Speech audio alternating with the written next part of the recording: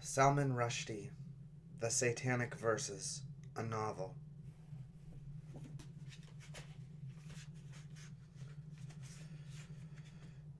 Satan, being thus confined to a vagabond, wandering, unsettled condition, is without any certain abode, for though he has, in consequence of his angelic nature, a kind of empire in the liquid waste or air, yet this is certainly part of his punishment, that he is without any fixed place or space allowed him to rest the sole of his foot upon.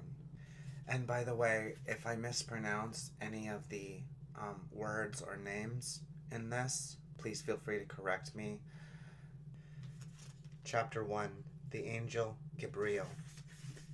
Part 1, The Angel Gabriel. To be born again, sang Gabriel, Farishta, tumbling from the heavens, first you have to die. Hoji, to land upon the bosomy earth. First one needs to fly. Takathun, how to ever smile again, if first you won't cry. How to win the darkling's love, mister, without a sigh. Baba, if you want to get born again, just before dawn one winter's morning, New Year's Day or thereabouts, two real, full-grown, living men fell from a great height, 29,002 feet, towards the English Channel, without benefit of parachutes or wings, out of a clear sky. I tell you, you must die, I tell you, and thusly and so, beneath a moon of alabaster, until a loud cry crossed the night, to the devil with your tunes, the words hanging crystalline in the iced white night. In the movies you only mimed to playback singers, so spare me those infernal noises now. Gabriel, the tuneless soloist, had been cavorting in moonlight as he sang his impromptu ghazal, swimming in air, butterfly stroke, breaststroke, bunching himself into a ball, spread-eagling himself against the almost infinity of the almost dawn, adopting heraldic postures, rampant, couchant, pitting levity against gravity. Now he rolled happily towards the sardonic voice. Oh hey, Salad Baba, it's you, too good. What ho, old chumch? At which the other, a fastidious shadow, falling headfirst in a grey suit, with all the jacket buttons done up, arms by his sides, taking for granted the improbability of the bowler hat on his head, pulled a nickname hater's face. Hey, Spoono, Gabriel yelled, eliciting a second inverted wince. Proper London, Bahai, here we come. Those bastards down there won't know what hit them. Meteor or lightning or vengeance of God, out of thin air, baby. Daharam. Wham, nah? What an entrance, yar, I swear, splat. Out of thin air, a big bang, followed by falling stars. A universal beginning, a miniature echo of the birth of time. The jumbo jet Boston, flight A1420, blew apart without any warning, high above the great, rotting, beautiful, snow-white, illuminated city. Mahagoni, Babylon, Alphaville. But Gabriel has already named it. I mustn't interfere. Proper London, capital of Vilayet. Winked, blinked, nodded in the night, while at Himalayan height a brief and premature sun burst into the powdery January air. A blip vanished from radar screens, and the thin air was full of bodies, descending from the Everest of the catastrophe to the milky paleness of the sea. Who am I? Who else is there? The aircraft cracked in half, a seed pod giving up its spores. An egg yielding its mystery. Two actors, prancing Gabriel, and Buttony, pursed Mr. Saladin Chamcha, fell like tidbits of tobacco from a broken old cigar.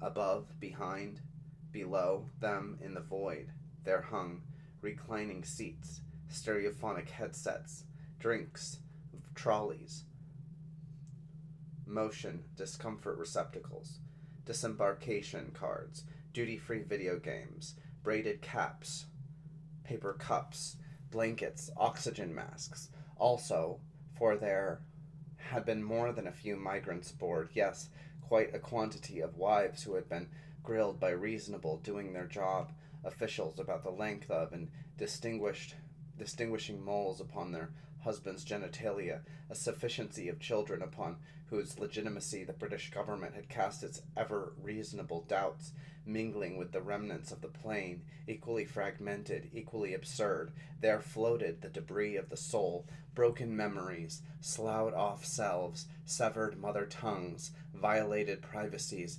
untranslatable jokes, extinguished futures, lost loves, the forgotten meaning of hollow booming words, land belonging home. Knocked a little silly by the blast, Gabriel and Saladin plummeted like bundles dropped by some carelessly open-beaked stork.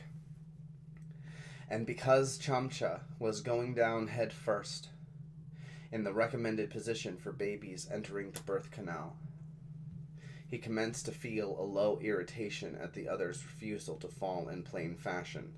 Saladin nosedived while Farishta embraced air, hugging it with his arms and legs, a flailing, overwrought actor without techniques of restraint. Below, cloud-covered, awaiting their entrance, the slow congealed currents of the English sleeve, the appointed zone of their watery reincarnation.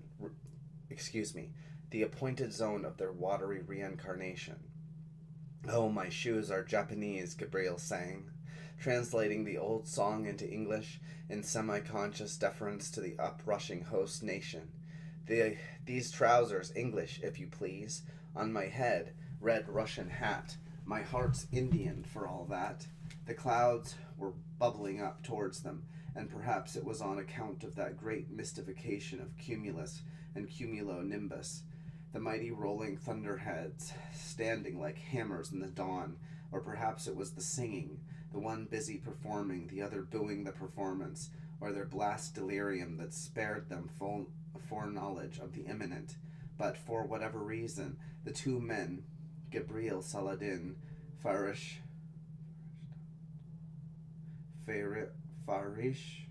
Ta Chamcha, condemned to this endless but also ending, angelic devilish fall, did not become aware of the moment at which the process of their transmutation began. Mutation? Yes, sir, but not random.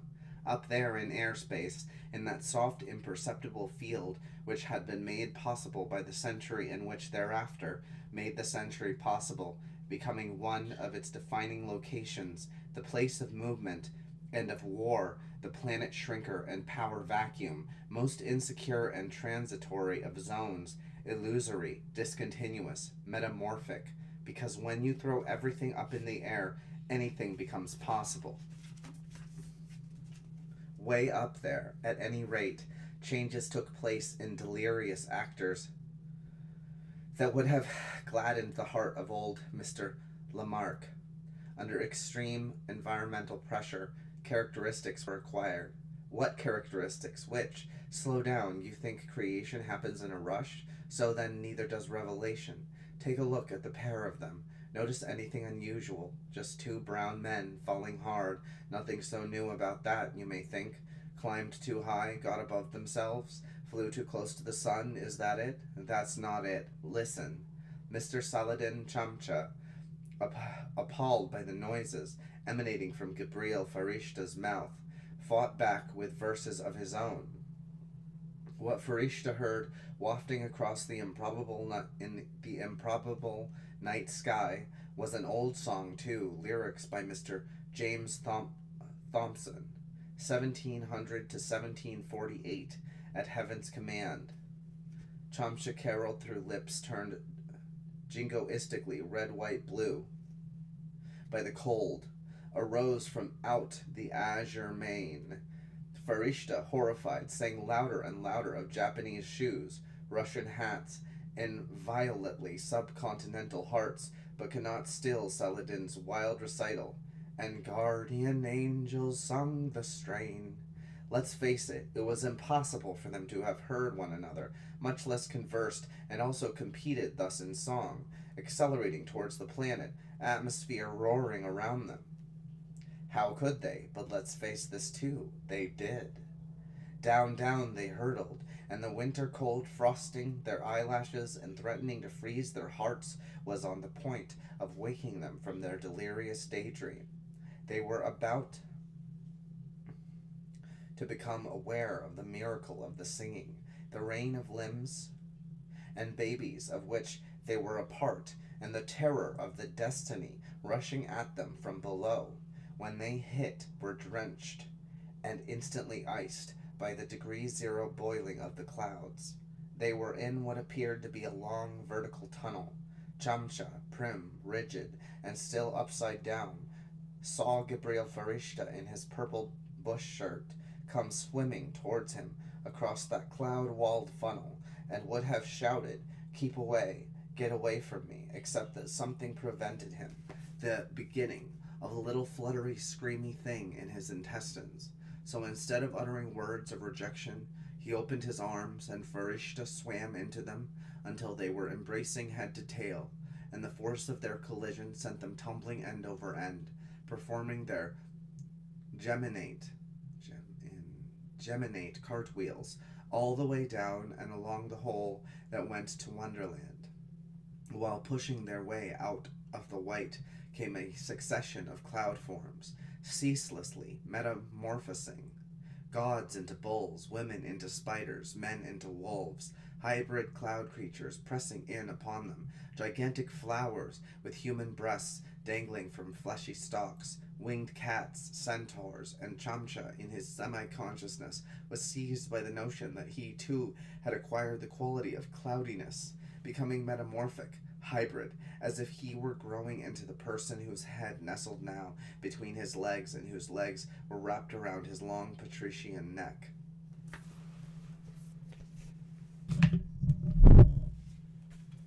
This person had, however, no time for such highfalutions, was indeed incapable of faluting at all, having just seen emerging from the swirl of cloud the figure of a glamorous woman of a certain age, wearing a brocade sari in green and gold, with a diamond in her nose and lacquer defending her high coiled hair against the pressure of the wind at these altitudes, as she sat equably upon a flying carpet. "Rekha, merchant," Gabriel greeted her. "You couldn't find your way to heaven, or what?" Insensitive words to speak to a dead woman, but his concussed, plummeting condition may be offered in mitigation. Chamcha, clutching his legs, made an uncomprehending query. "What the hell?" "You don't see her?" Gabriel shouted. "You don't see her goddamn Bokhara rug." "No, no, Gibbo," her voice whispered in his ears. "Don't expect him to confirm. I am strictly for your eyes only. Maybe you are going crazy. What do you think, you namakul, you piece of pig excrement, my love? With death comes honesty, my beloved. So I can call you by your true names." Cloudy Rekha murmured sour nothings, but Gabriel cried again to Chamcha, "Spoono, you see her or you don't." Saladin Chamcha saw nothing, heard nothing, said nothing. Gabriel faced her alone. "You shouldn't have done it," he admonished her. "No, sir, a sin, a such much thing." "Oh, you can lecture me now," she laughed.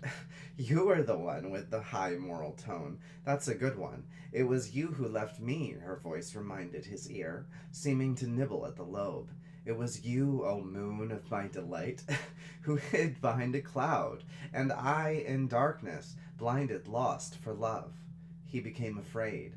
"What do you want?" "No, don't tell. Just go." "When you were sick, I could not see you, in case of scandal. You knew I could not, that I stayed away for your sake, but afterwards you punished. You used it as your excuse to leave, your cloud to hide behind. That, and also her, the ice woman. Bastard. Now that I am dead, I have forgotten how to forgive. I curse you, my Gabriel. May your life be hell, because that's where you sent me. Damn you, where you came from. Devil, where you're going, sucker. Enjoy the bloody dip." Rekha's curse, and after that, verses in a language he did not understand, all harshness and sibilance, in which he thought he made out, but maybe not, the repeated name, Al-Lat. He clutched at Chamcha. They burst through the bottom of the clouds. Speed, the sensation of speed, returned, whistling its fearful note. The roof of clouds sped upwards. The water floor zoomed closer. Their eyes opened. A scream, that same scream that had fluttered in his guts when Gabriel swam across the sky, burst from Chamcha's lips. A shaft of sunlight pierced his open mouth and set it free. But they had fallen through the transformations of the clouds, Chamcha and Farishta, and there was a fluidity, an indistinctness at the edges of them, and as the sunlight hit Chamcha, it released more than noise. "Fly!" Chamcha shrieked at Gabriel. "Start flying, now!" and added, without knowing its source, the second command, "and sing!" How does newness come into the world? How is it born? Of what fusions, translations, conjoinings is it made? How does it survive, extreme and dangerous as it is? What compromises, what deals, what betrayals of its secret nature must it make to stave off the wrecking crew, the exterminating angel, the guillotine? Is birth always a fall? Do angels have wings? Can men fly? When Mr. Saladin Chamcha fell out of the clouds over the English Channel, he felt his heart being gripped by a force so implacable that he understood it was impossible for him to die. Afterwards, when his feet were once more firmly planted on the ground, he would begin to doubt this, to ascribe the implausibilities of his transit to the scrambling of his perceptions by the blast, and to attribute his survival, his and Gabriel's, to blind, dumb luck. But at the time he had no doubt what had taken him over was the will to live, unadulterated, irresistible, pure, and the first thing it did was to inform him that it wanted nothing to do with his pathetic personality, that half-reconstructed affair of mimicry and voices. It intended to bypass all of that, and he found himself surrendering to it. Yes, go on, as if he were a bystander in his own mind, in his own body, because it began in the very center of his body and spread outwards, turning his blood to iron, changing his flesh to steel, except that it also felt like a fist that enveloped him from outside, holding him in a way that was both unbearably tight and intolerably gentle, until finally it had conquered him totally, and could work his mouth, his fingers, whatever it chose, and once it was sure of its dominion, it spread outwards from his body and grabbed Gabriel Farishta by the balls. "Fly," it commanded Gabriel. "Sing!" Chamcha held on to Gabriel, while the other began, slowly at first, and then with increasing rapidity and force, to flap his arms. Harder and harder he flapped, and as he flapped a song burst out of him, and like the song of the spectre of Rekha merchant, it was sung in a language he did not know, to a tune he had never heard. Gabriel never repudiated the miracle.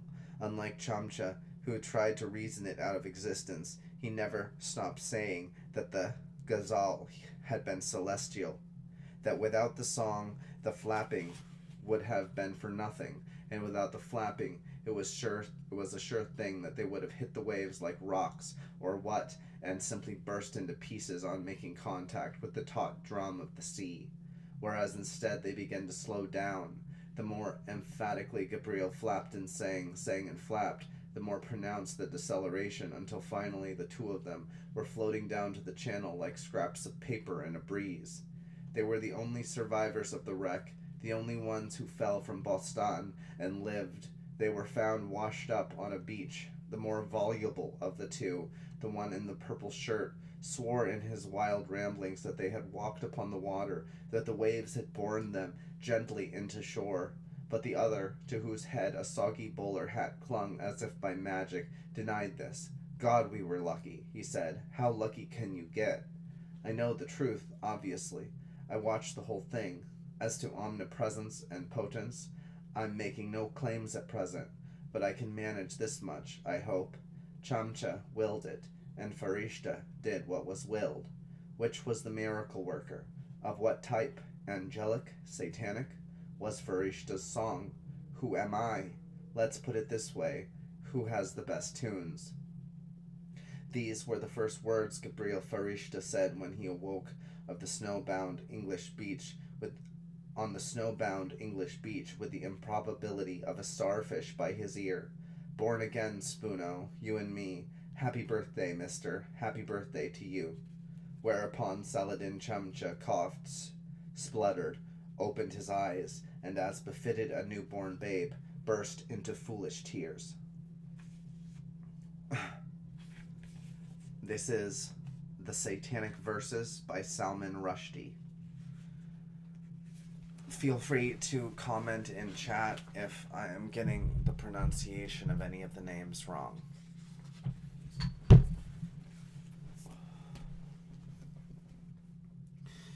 Chapter 2. Reincarnation was always a big topic with Gabriel. For 15 years, the biggest star in the history of the Indian movies, even before he miraculously defeated the phantom bug that everyone had begun to believe would terminate his contracts. So maybe someone should have been able to forecast, only nobody did, that when he was up and about again, he would, so to speak, succeed where the germs had failed and walk out of his old life forever, within a week of his 40th birthday, vanishing, poof, like a trick, into thin air. The first people to notice his absence were the 4 members of his film studio wheelchair team. Long before his illness, he had formed the habit of being transported from set to set on the great D.W. Rama lot by this group of speedy, trusted athletes, because a man who makes up to 11 movies simultaneous needs to conserve his energies. Guided by a complex coding system of slashes, circles, and dots, which Gabriel remembered from his childhood among the fabled lunch runners of Bombay, of which more later, the chairmen zoomed him from roll to roll, delivering him as punctually and unerringly as once his father had delivered lunch.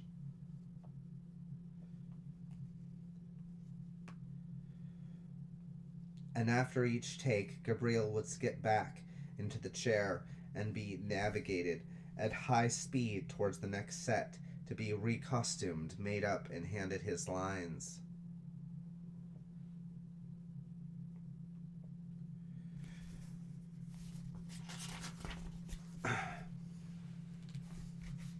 Bombay talkies, he told his loyal crew. It is more like a wheelchair race with 1-2 pit stops along the route.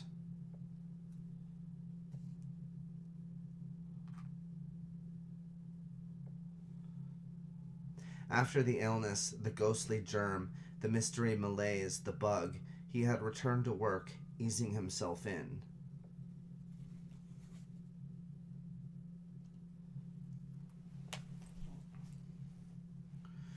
Only 7 pictures at a time, and then just like that, he wasn't there. The wheelchair stood empty among the silenced sound stages.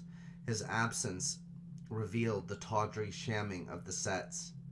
Wheelchair men, 1 to 4, made excuses for the missing star when movie executives descended upon them in wrath. Gee, he must be sick. He has always been famous for his punctual know why to criticize Maharaj. Great artists must from time to time be permitted their temperament. And for their protestations they became the first casualties of Farishta's unexplained hey presto being fired. 4, 3, 2, 1. Ekdum Jaldi, ejected from studio gates so that a wheelchair lay abandoned and gathering dust beneath the painted cocoa palms around a sawdust beach. Where was Gabriel? Movie producers, left in 7 lurches, panicked expensively. See there at the Willingdon Club golf links? Only 9 holes nowadays, skyscrapers having sprouted out of the other 9 like giant weeds, or let's say like tombstones marking the sites where the torn corpse of the old city lay. There, right there, upper echelon executives, missing the simplest putts, and look above, tufts of anguished hair, torn from senior heads, wafting down from high-level windows. The agitation of the producers was easy to understand, because in those days of declining audiences, and the creation of historical soap operas and contemporary crusading housewives by the television network, there was but a single name which, when set above a picture's title, could still offer a surefire cent per cent guarantee of an ultra hit, a smashation, and the owner of said name had departed up, down, or sideways, but certainly and unarguably vamoosed all over the city, after telephones, motorcyclists, cops, frogmen, and trawlers, dragging the harbor, for his body had labored mightily, but to no avail. Epitaphs began to be spoken in memory of the darkened star. On one of Rama's studio's 7 impotent stages, Miss Pimple Billy Moria, the latest Chilean spices bombshell. She's no gibberty mamselle, but a Worcester get lost sir bundle dynamite, clad in temple dancer veiled undress, and positioned beneath writhing cardboard representations of copulating tantric figures from the Chandela period. And perceiving that her major scene was not to be, her big break lay in pieces, offered up a spiteful farewell before an audience of sound recordists and electricians smoking their cynical beatus, attended by a dumbly distressed Aya, all elbows. Pimple attempted scorn. God, what a stroke of luck, for Pete's sake, she cried. I mean, today it was the love scene. Gee. I was just dying inside, thinking how to go near to that fat mouth with his breath of rotting cockroach dung. Bell-heavy anklets jingled as she stamped. Damn good for him the movies don't smell, or he wouldn't get one job as a leper, even. Here, Pimple's soliloquy climaxed in such a torrent of obscenities that the beady smokers sat up for the first time and commenced animatedly to compare Pimple's vocabulary with that of the infamous bandit queen, Fulan Devi, whose oaths could melt rifle barrels and turn journalist pencils to rubber in a trice. Exit Pimple, weeping, censored, a scrap on a cutting room floor. Rhinestones fell from her navel as she went, mirroring her tears. In the matter of Farishta's halitosis, she was not, however, altogether wrong. If anything, she had a little understated the case. Gabriel's exaltations, those ochre clouds of sulphur and brimstone, had always given him, when taken together with his pronounced widow's peak and crow-black hair, an air more saturnine than haloed, in spite of his archangelic name. It was said after he disappeared that he ought to have been easy to find. All it took was a halfway decent nose, and 1 week after he took off, an exit more tragic than Pimple Billimoria's did, much to intensify the devilish odor that was beginning to attach itself to that for so long sweet-smelling name. You could say that he had stepped out of the screen into the world, and in life, unlike the cinema, people know if you stink. We are creatures of air, our roots in dreams and clouds, reborn in flight. Goodbye. The enigmatic note discovered by the police in Gabriel Farishta's penthouse, located on the top floor of the Everest Villas skyscraper on Malabar Hill, the highest home in the highest building on the highest ground in the city, one of those double vista apartments from which you could look this way across the evening necklace of Marine Drive, or that way out to Scandal Point, and the sea permitted the newspaper headlines to prolong their cacophonies. Farishta dives underground, opined Blitz in somewhat macabre fashion, while Busy Bee in the Daily preferred Gabriel flies coop. Many photographs were published of that fabled residence, in which French interior decorators, bearing letters of commendation from Reza Pahlavi for the work that they had done at Persepolis, had spent $1 million recreating at this exalted altitude the effect of a Bedouin tent. Another illusion unmade by his absence. Gabriel strikes camp. The headlines yelled. Had he gone up or down or sideways? No one knew. In that metropolis of tongues and whispers, not even the sharpest ears heard anything reliable.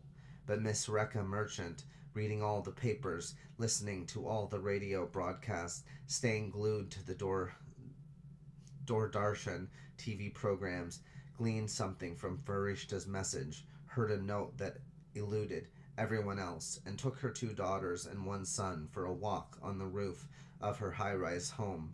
Its name was Everest Villas. His neighborhood, as a matter of fact, from the apartment directly beneath his own. His neighbor and his friend. Why should I say any more? Of course, the scandal-pointed malice magazines of the city filled their columns with hint, innuendo, and nudge, but that's no reason for sinking to their level. Why tarnish her reputation now? Who was she? Rich? Certainly. But then Everest Villas was not exactly a tenement of Irkalla, eh? Married? Yes, sir.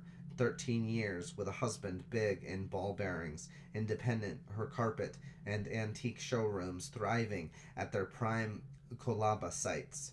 She called her carpets Klims and Cleans, and the ancient artifacts were antiques. Yes, and she was beautiful, beautiful in the hard, glossy manner of those rarefied occupants of the city's sky homes. Her bones, skin, posture, all bearing witness to her long divorce from the impoverished, heavy, pullulating earth. Everyone agreed she had a strong personality, drank like a fish from Lalique crystal, and hung her hat shameless on a chola natraj, and knew what she wanted and how to get it fast. The husband was a mouse with money and a good squash wrist.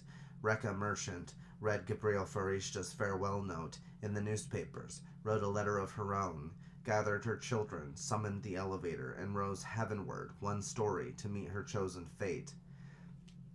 Many years ago, her letter read, I married out of cowardice. Now, finally, I'm doing something brave. She left a newspaper on her bed, with Gabriel's message circled in red and heavily underscored. 3 harsh lines, one of them ripping the page in fury. So naturally, the bitch journals went to town, and it was all lovely's lovelorn leap, and broken-hearted beauty takes last dive. But perhaps she too had the rebirth bug, and Gabriel, not understanding the terrible power of metaphor, had recommended flight. To be born again, first you have to, and she was a creature of the sky. She drank Lalique champagne, she lived on Everest, and one of her fellow Olympians had flown, and if she could, then she too could be winged and rooted in dreams. She didn't make it. The Lala, who was employed as gatekeeper of the Everest Villas compound, offered the world his blunt testimony. I was walking here, in the compound only, when there came a thud. Tharap. I turned. It was the body of the oldest daughter. Her skull was completely crushed. I looked up and saw the boy falling, and after him the younger girl. What to say? They almost hit me where I stood.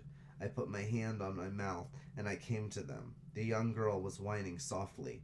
Then I looked up a further time, and the Begum was coming.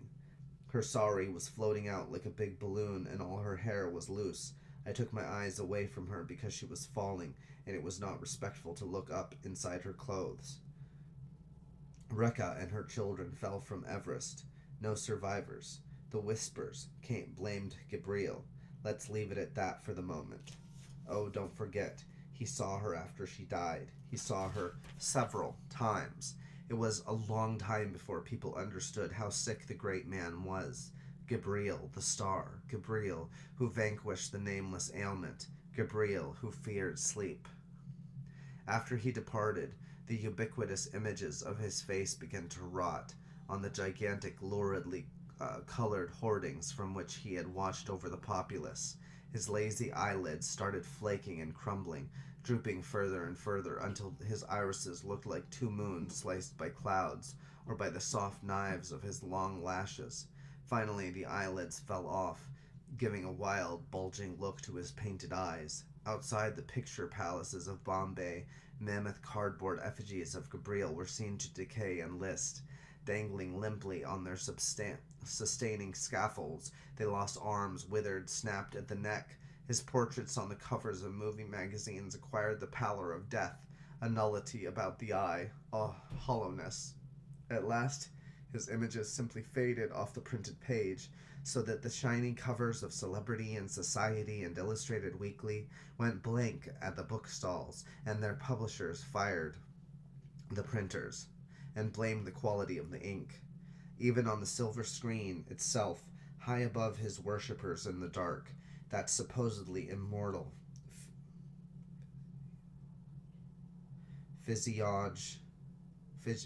physiognomy began to putrefy, blister, and bleach.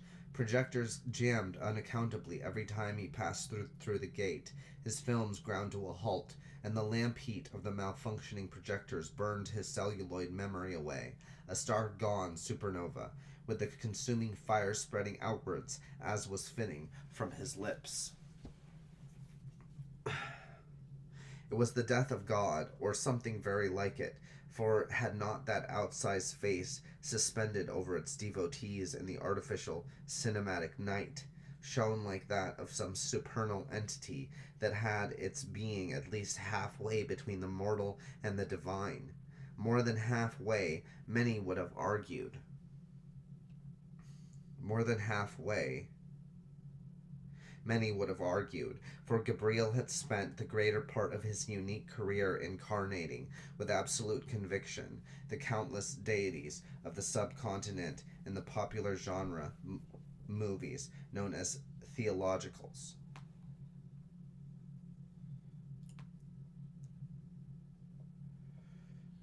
It was part of the magic of his persona that he succeeded in crossing religious boundaries without giving offense.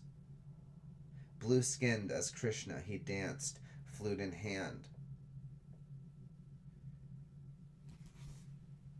amongst the beauteous gopis and their utter heavy cows with upturned palms.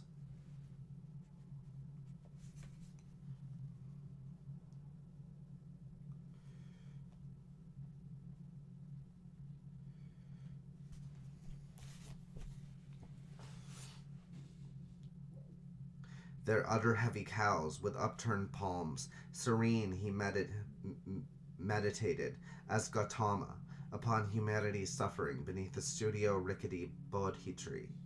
On those infrequent occasions when he descended from the heavens, he never went too far, playing, for example, both the grand Mughal and his famously wily minister in the classic Akbar and Birbal.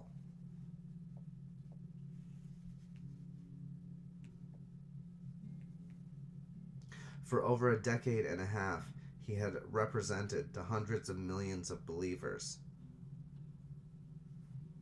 in that country, in which to this day the human population outnumbers the divine by less than 3-1, the most acceptable and instantly recognizable face of the Supreme. For many of his fans, the boundary separating the performer and his roles had long ago ceased to exist. The fans, yes, and how about Gabriel?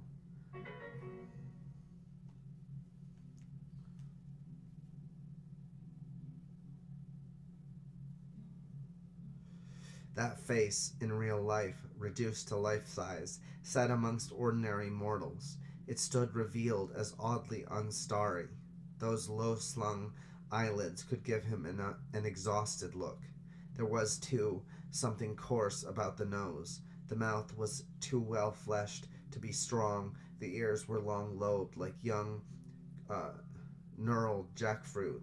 The most profane of faces, the most sensual of faces, in which of late it had been possible to make out the seams mined by his recent near-fatal illness.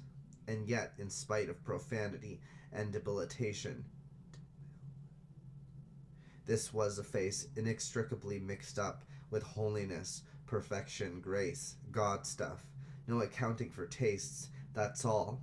At any rate, you'll agree that for such an actor, for any actor maybe, even for Chamcha, but most of all for him, to have a bee in his bonnet about avatars like much metamorphosed Vishnu was not so very surprising. Rebirth, that's God stuff too. Oh, but then again, not always. There are secular reincarnations too. Gabriel Farishta had been born Ismail Najmu, Ismail Najmuddin in Pune, British Pune, at the empire's fag end, long before the Pune of Rajneesh, etc. Pune, Vadodara, Mumbai. Even towns can take stage names nowadays. Ismail, after the child involved in the sacrifice of Ibrahim and Najmuddin, star of the faith, he'd given up quite a name when he took the angels. Afterwards, when the aircraft Bostan was in the grip of the hijackers and the passengers, fearing for their futures, were regressing into their pasts, Gabriel confided to Saladin Chamcha that his choice of pseudonym had always been his way of making an homage to the memory of his dead mother. My mummy-ji, Spoono, my one and only Mamo, because who else was it who started the whole angel business? Her personal angel, she called me. Farishta? Because apparently I was too damn sweet, believe it or not. I was good as goddamn gold. Pune couldn't hold him. He was taken in his infancy to the bitch city. His first migration, his father got a job amongst the fleet-footed inspirers of future wheelchair quartets, the lunch porters or dabawalas of Bombay, and Ismail, the Farishta, followed. At 13, in his father's footsteps, Gabriel, captive aboard A1 420, sank into forgivable rhapsodies, fixing Chamcha with his glittering eye, explicating the mysteries of the runner's coding system, black swastika, red circle, yellow slash dot, running in his mind's eye the entire relay from home to office desk, that improbable system by which 2,000 dabawalas delivered each day over 100,000 lunch pails, and on a bad day, Spoono, maybe 15 got mislaid. We were illiterate, mostly, but the signs were our secret tongue. Bostan circled London, gunmen patrolling the gangways, and the lights in the passenger cabins had been switched off, but Gabriel's energy illuminated the gloom. On the grubby movie screen, on which earlier in the journey the in-flight inevitability of Walter Matthau had stumbled lugubriously into the aerial ubiquity of Goldie Hawn, there were shadows moving, projected by the nostalgia of the hostages, and the most sharply defined of them was this spindly, adolescent Ismail Najmuddin, mummy's angel in a Gandhi cap, running tiffins across the town. The young Dabawala skipped nimbly through the shadow crowd, because he was used to such conditions. Think, Spoono, picture 30-40 tiffins in a long wooden tray on your head, and when the local train stops, you have maybe 1 minute to push on or off, and then running in the streets, flat out, yar, with the trucks, buses, scooters, cycles, and what all. 1-2, 1-2, lunch, the dabas must get through, and in the monsoon running down the railway line when the train broke down or waist deep in water in some flooded street. And then there were gangs, Salad, Baba, truly organized gangs of Daba stealers. It's a hungry city, baby, what to tell you, but we could handle them. We were everywhere, knew everything. What thieves could escape our eyes and ears? We never went to any policia. We looked after our own. At night, father and son would return exhausted to their shack by the airport runway at Santa Cruz, and when Ismael's mother saw him approaching, illuminated by the green yet red yellow of the departing jet planes, she would say that simply to lay eyes on him made all her dreams come true, which was the first indication that there was something peculiar about Gabriel, because from the beginning it seemed he could fulfill people's most secret desires without having any idea of how he did it. His father, Najmuddin Sr., never seemed to mind that his wife had eyes only for her son, that the boy's feet received nightly pressings, while the father's went unstroked. A son is a blessing, and a blessing requires the gratitude of the blessed. Naima Najmuddin died. A bus hit her, and that was that. Gabriel wasn't around to answer her prayers for life. Neither father nor son ever spoke of grief. Silently, as though it were customary and expected, they buried their sadness beneath extra work, engaging in an inarticulate contest.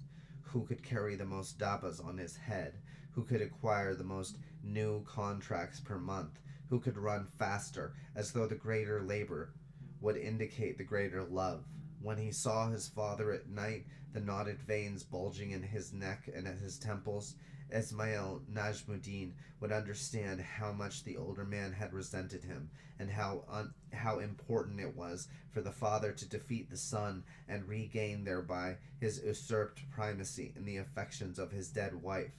Once he realized this, the youth eased off, but his father's zeal remained unrelenting, and pretty soon he was getting promotion. No longer a mere runner, but one of the organizing muqaddams.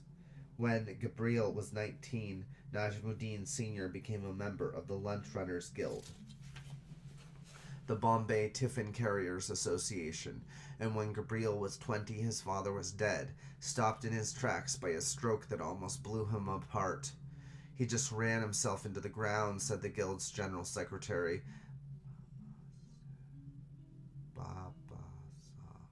Baba Saheb Matra himself.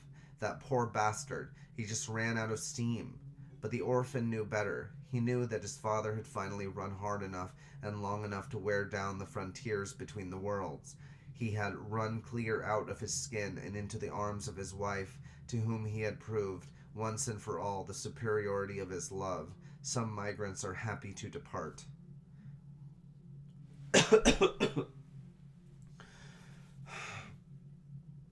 Baba Saheb, forgive me if I'm butchering the pronunciation. Baba Saheb Matra sat on a blue office behind a green door above a labyrinthine bazaar. An awesome figure, Buddha fat, one of the great moving forces of the metropolis, possessing the occult gift of remaining absolutely still, never shifting from his room, and yet being everywhere important and meeting everyone who mattered in Bombay. The day after young Ismail's father ran across the border to see Naima, the Baba Saheb summoned the young man into his presence. So, upset or what? The reply with downcast eyes. Gee, thank you, Babaji, I am okay. Shut your face, said Baba Saheb Matra. From today you live with me. But, Babaji, but me no buts. Already I have informed my good wife. I have spoken. Please excuse, Babaji, but how, what, why? I have spoken. Gabriel Farishta was never told why the Baba Saheb had decided to take pity on him and pluck him from the futurelessness of the streets, but after a while he began to have an idea. Miss Matra was a thin woman, like a pencil beside the rubbery Baba Saheb, but she was filled so full of mother love that she should have been fat like a potato. When the Baba came home, she put sweets into his mouth with her own hands, and at nights the newcomer to the household could hear the great general secretary of the BTCA protesting, "Let me go, wife. I can undress myself." At breakfast, she spoon-fed Matra with large helpings of malt, and before he went to work, she brushed his hair. They were a childless couple, and young Najmuddin understood that the Baba Saheb wanted him to share the load. Oddly enough, however, the Begum did not treat the young man as a child. "You see, he is a grown fellow," she told her husband when poor Matra pleaded. "Give the boy the blasted spoon of malt." "Yes, a grown fellow. We must make a man of him, husband. No babying for him." "Then damn it to hell," the Baba Saheb exploded. "Why do you do it to me?" Miss Matra burst into tears. "But you are everything to me," she wept. You are my father, my lover, my baby too. You are my lord and my suckling child. If I displease you, then I have no life. Baba Saheb Matra, accepting defeat, swallowed the tablespoon of malt. He was a kindly man, which he disguised with insults and noise. To console the orphaned youth, he would speak to him in the Blue Office about the philosophy of rebirth, convincing him that his parents were already being scheduled for re-entry somewhere, unless of course their lives had been so holy that they had attained the final grace. So it was Matra who started Farishta off on the whole reincarnation business, and not just reincarnation. The Baba Saheb was an amateur psychic, a tapper of table legs and a bringer of spirits into glasses. But I gave that up, he told his protege, with many suitably melodramatic inflections, gestures, frowns, after I got the fright of my bloody life. Once, Matra recounted, the glass had been visited by the most cooperative of spirits. Such a too-friendly fellow, see? So I thought to ask him some big questions. Is there a God? And that glass, which had been running round like a mouse or so, just stopped dead, middle of table, not a twitch, complete fut, kaput. So then, okay, I said, if you won't answer that, try this one instead. And I came right out with it. Is there a devil? After that, the glass, babra bop, began to shake, catch your ears, slow at first, then faster, like a jelly, until it jumped. Aye, hi, up from the table, into the air, fell down on its side, and oh ho, into 1,001 pieces, smashed. Believe, don't believe, Baba Saheb Matra told his charge, but then and there I learned my lesson. Don't meddle, Matra, in what you do not comprehend. This story had a profound effect on the consciousness of the young listener, because even before his mother's death, he had become convinced of the existence of the supernatural world. Sometimes when he looked around him, especially in the afternoon heat, when the air turned glutinous, the visible world, its features and inhabitants and things, seemed to be sticking up through the atmosphere like a profusion of hot icebergs, and he had the idea that everything continued down below the surface of the soupy air, people, motor cars, dogs, movie, billboards, trees, nine-tenths of their reality concealed from his eyes. He would blink, and the illusion would fade, but the sense of it never left him.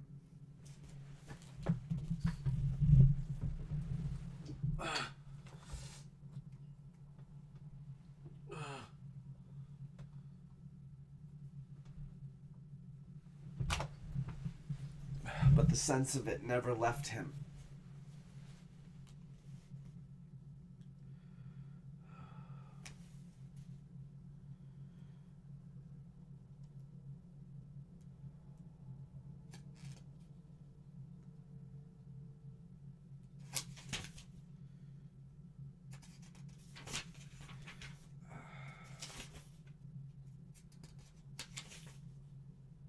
The story had a profound effect on the consciousness of the young listener, because even before his mother's death, he had become convinced of the existence of the supernatural world, sometimes when he looked around him, especially in the afternoon heat.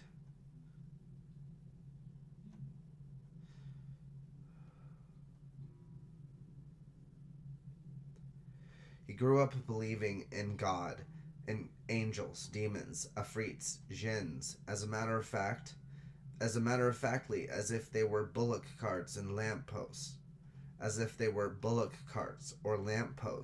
and it struck him as a failure in his own sight that he had never seen a ghost. He would dream of discovering a magic optometrist from whom he would purchase a pair of green-tinged spectacles, which would correct his regrettable myopia. And after that, he would be able to see through the dense, blinding air to the fabulous world beneath. From his mother, Naima Najmuddin, he heard a great many stories of the Prophet, and if inaccuracies had crept into her versions, he wasn't interested in knowing what they were. What a man, he thought, what angel would not wish to speak to him? Sometimes, though, he caught himself in the act of forming blasphemous thoughts. For example, when, without meaning to, As he drifted off to sleep in his cot at the Matra residence, his somnolent fancy began to compare his own condition with that of the prophet at the time when, having been orphaned and short of funds, he made a great success of his job as the business manager of the wealthy widow Khadijah, and ended up marrying her as well. As he slipped into sleep, he saw himself sitting on a rose-strewn dais, simpering shyly beneath the sari palu which he had placed demurely over his face, while his new husband, Baba Saheb Matra, reached lovingly towards him to remove the fabric and gaze at his features in a mirror placed in his lap. This dream of marrying the Baba Saheb brought him awake, flushing hotly for shame, and after that he began to worry about the impurity in his makeup that could create such terrible visions. Mostly, however, his religious faith was a low-key thing, a part of him that required no more special attention than any other. When Baba Saheb Matra took him into his home, it confirmed to the young man that he was not alone in the world, that something was taking care of him. So he was not entirely surprised when the Baba Saheb called him into the blue office on the morning of his 21st birthday and sacked him without even being prepared to listen to an appeal. "You're fired," Matra emphasized, beaming. "Cashiered. Had your chips. Dismiss." "But uncle..." "Shut your face." Then the Baba Saheb gave the orphan the greatest present of his life, informing him that a meeting had been arranged for him at the studios of the legendary film magnate Mr. D. W. Rama. An audition. "It is for appearance only," the Baba Saheb said. "Rama is my good friend, and we have discussed a small part to begin. Then it is up to you. Now get out of my sight and stop pulling such humble faces. It does not suit." "But uncle..." "A boy like you is too damn good-looking to carry tiffins on his head all his life. Get gone now. Go. Be a homosexual movie actor. I fired you 5 minutes back. But uncle..." "I have spoken. Thank your lucky stars." He became Gabriel Farishta, but for 4 years he did not become a star, serving his apprenticeship in a succession of minor knockabout comic parts. He remained calm, unhurried, as though he could see the future, and his apparent lack of ambition made him something of an outsider in that most self-seeking of industries. He was thought to be stupid or arrogant or both, and throughout the 4 wilderness years he failed to kiss a single woman on the mouth. On screen, he played the fall guy, the idiot who loves the beauty and can't see that she wouldn't go for him in 1,000 years, the funny uncle, the poor relation, the village idiot, the servant, the incompetent crook, none of them the type of part that ever rates a love scene. Women kicked him, slapped him, teased him, laughed at him, but never on celluloid looked at him or sang to him or danced around him with cinematic love in their eyes. Off-screen, he lived alone in 2 empty rooms near the studios and tried to imagine what women looked like without clothes on.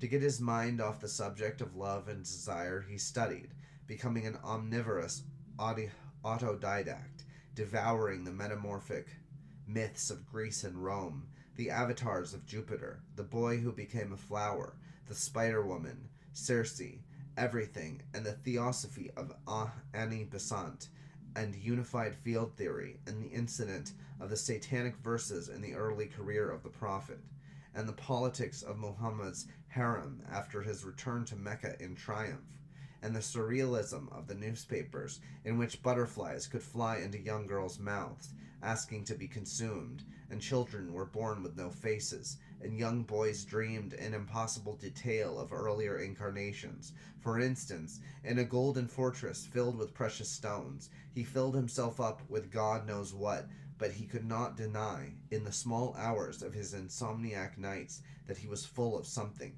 that had never been used, that he did not know how to begin to use, that is, love. In his dreams he was tormented by women of unbearable sweetness and beauty, so he preferred to stay awake, and force himself to rehearse some part of his general knowledge in order to blot out the tragic feeling of being endowed with a larger than usual capacity for love, without a single person on earth to offer it to. His big break arrived with the coming of the theological movies. Once the formula of making films based on the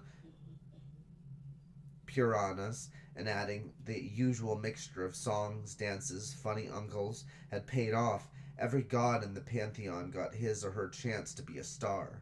When D.W. Rama scheduled a production based on the story of Ganesh, none of the leading box office names of the time were willing to spend an entire movie concealed inside an elephant's head. Gabriel jumped at the chance. That was his first hit, Ganpati Baba, and suddenly he was a superstar, but only with the trunk and ears on. After 6 movies playing the elephant-headed god, he was permitted to remove the thick, pendulous gray mask and put on instead a long, hairy tail in order to play Hanuman, the Monkey King, in a sequence of adventure movies that owed more to a certain cheap television series emanating from Hong Kong than it did to the Ramayana. This series proved so popular that monkey tails became de rigueur for the city's young bucks at the kind of parties frequented by convent girls, known as firecrackers, because of their readiness to go off with a bang. After Hanuman, there was no stopping Gabriel, and his phenomenal success deepened his belief in a guardian angel. But it also led to a more regrettable development. I see that I must, after all, spill poor Rekha's beans. Even before he replaced false head with fake tail, he had become irresistibly attractive to women. The seductions of his fame had grown so great that several of these young ladies asked him if he would keep the Ganesh mask on while they made love, but he refused out of respect for the dignity of the god. Owing to the innocence of his upbringing, he could not at that time differentiate between quantity and quality, and accordingly felt the need to make up for lost time.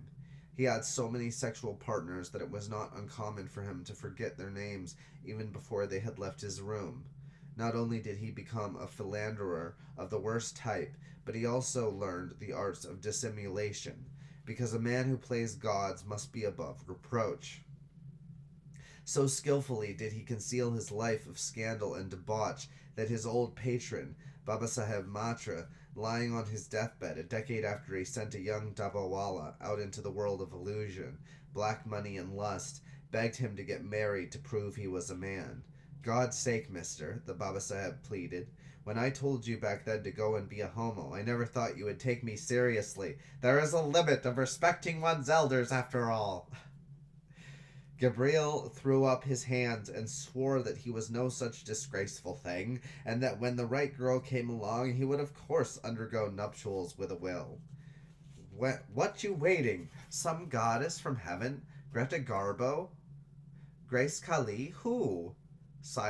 cried the old man, coughing blood, but Gabriel left him with the enigma of a smile that allowed him to die without having his mind set entirely at rest.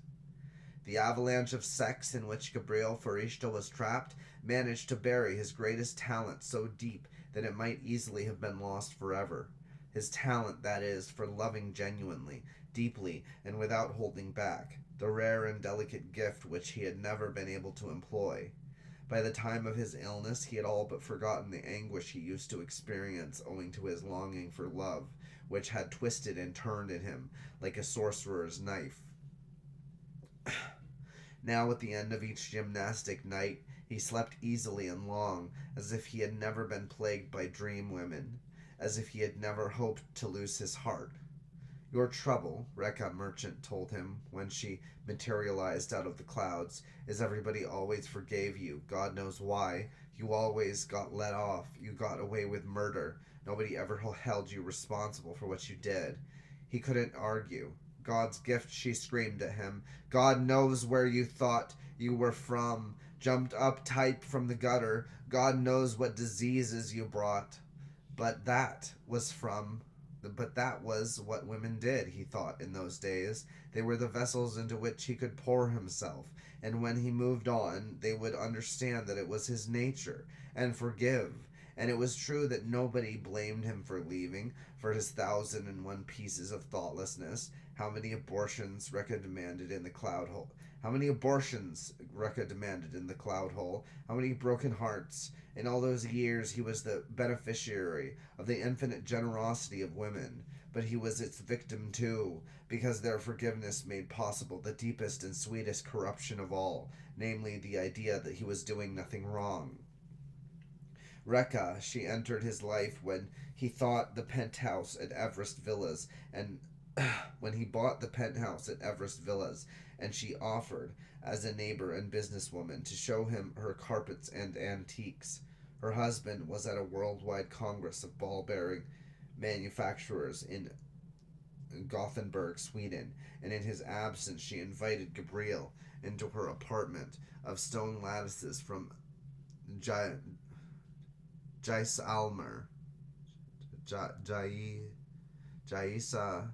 Jaisalmer, and carved wooden handrails from Keralan palaces, and a stone mughal shatri or kupala turned into a whirlpool bath. While she poured him French champagne, she leaned against marbled walls and felt the cool veins of the stone against her back. When he sipped the champagne, she teased him. Surely gods should not partake of alcohol, and he answered with a line he had once read in an interview with the Aga Khan. Oh, you know, this champagne is only for outward show. The moment it touches my lips, it turns to water.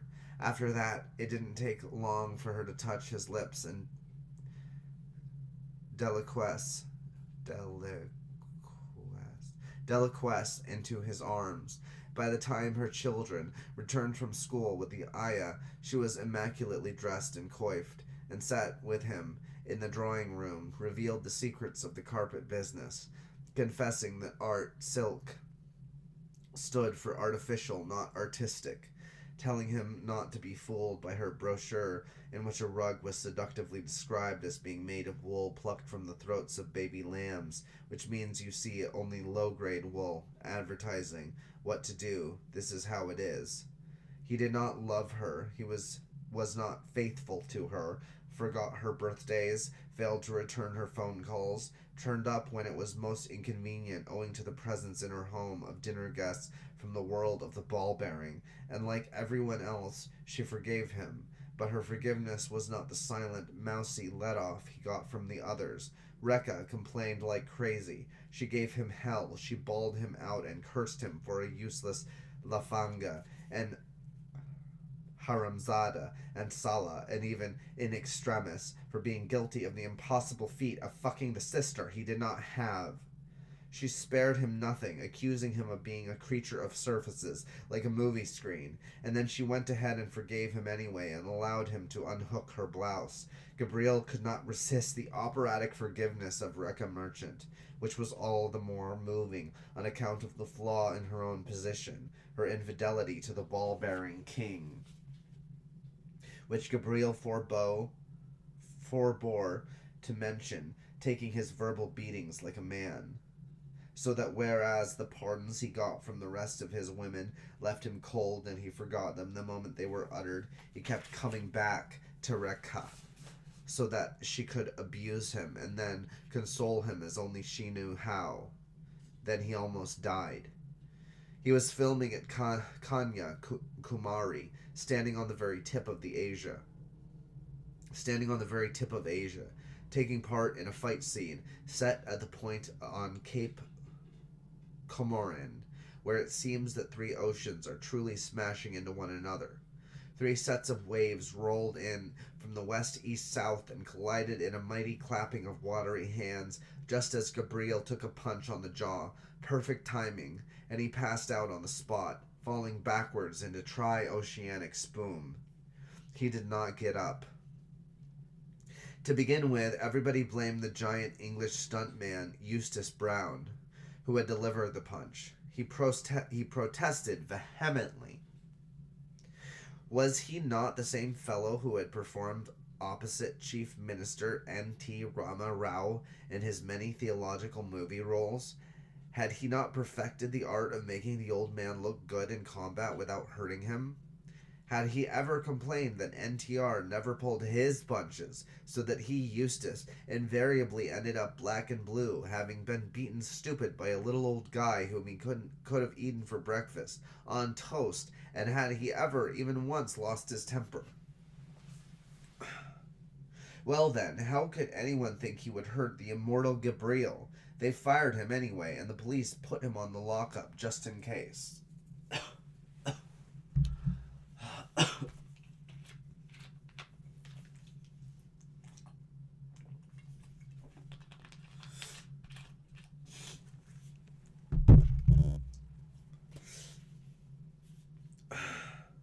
And the police put him in the lockup just in case. But it was not the punch that had flattened Gabriel.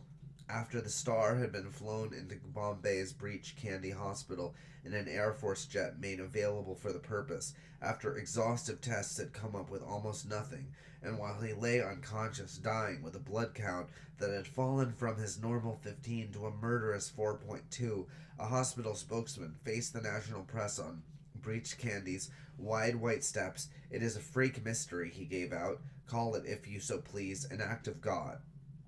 Gabriel Farishta had begun to hemorrhage all over his insides for no apparent reason, and was quite simply bleeding to death inside his skin. At the worst moment, the blood began to seep out through his rectum and penis, and it seemed that at any moment it might burst torrentially through his nose and ears and out of the corners of his eyes. For 7 days he bled and received transfusions and every clotting agent known to medical science, including a concentrated form of rat poison, and although the treatment resulted in a marginal improvement, the doctors gave him up for lost.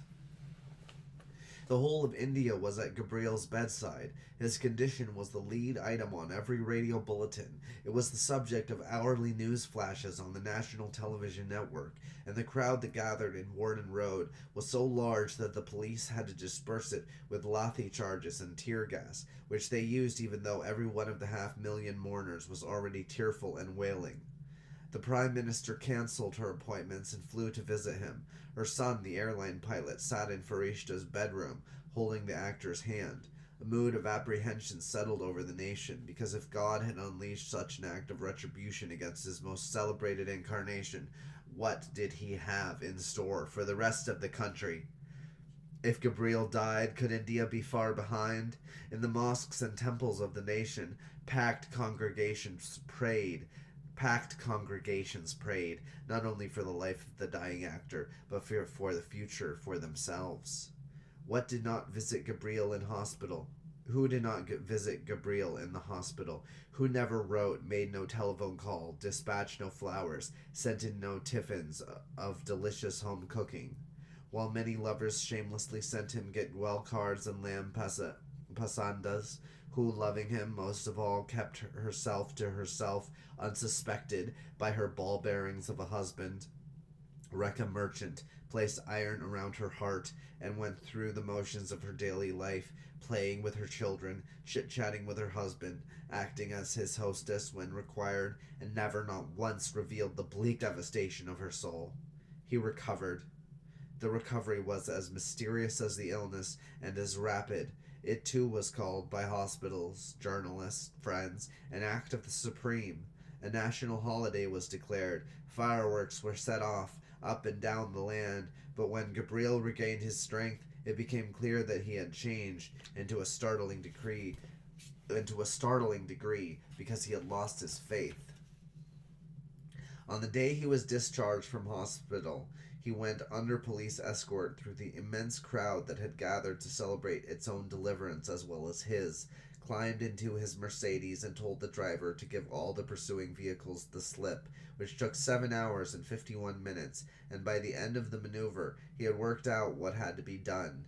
He got out of the limousine at the Taj Hotel, and without looking left or right went directly into the great dining room with its buffet table groaning under the weight of forbidden foods, and he loaded his plate with all of it, the pork sausages from Wiltshire, and the cured York hams, and the rashers of bacon from God knows where, with the gammon steaks of his unbelief, and the pig's trotters of secularism, and then standing there in the middle of the hall while photographers popped up from nowhere, he began to eat as fast as possible, stuffing the dead pigs into his face so rapidly that bacon rashers hung out of the sides of his mouth.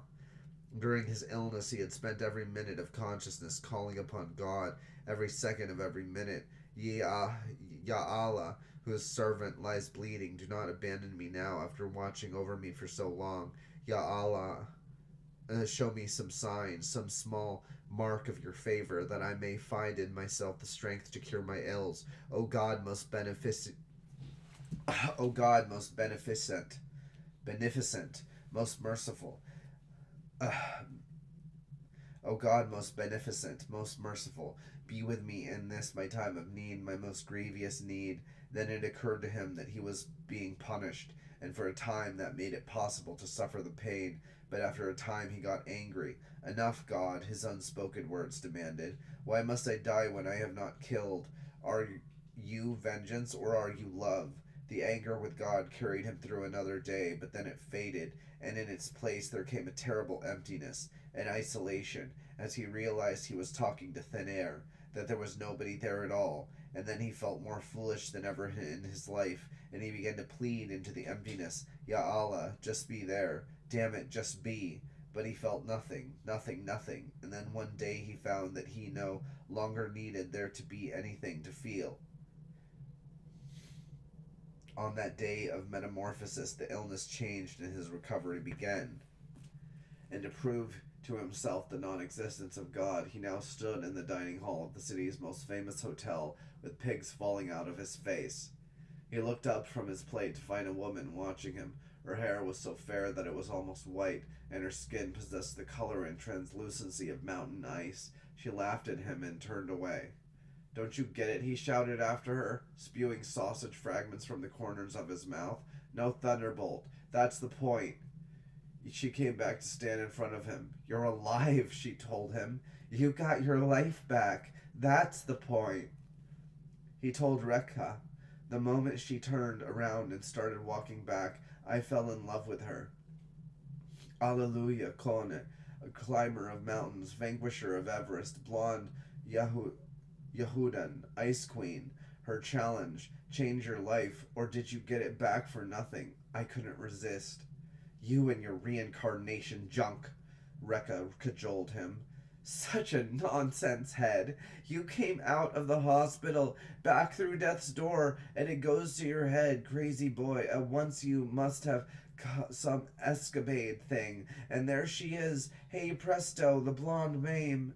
Don't think I don't know what you're like, Gibbo. So what now? You want me to forgive you, or what? No need, he said. He left Rekha's apartment. Its mistress wept, face down on the floor, and never entered it again. 3 days after he met her with his mouth full of unclean meat, Ali got into an aeroplane and left.